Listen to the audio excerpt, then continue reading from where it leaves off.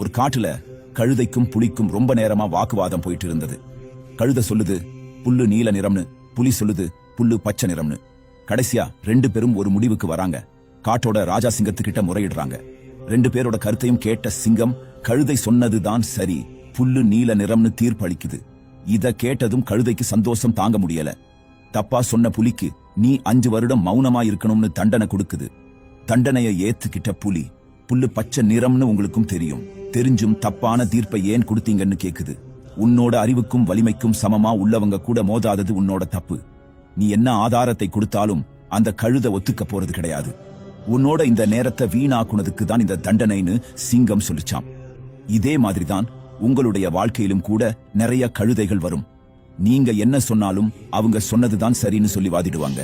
அந்த நேரத்துல வாக்குவாதம் பண்ணி புலி மாதிரி இருக்க போறீங்களா இல்ல ஒதுங்கி போக போறீங்களாங்கிறது உங்க கையில தான் இருக்கு.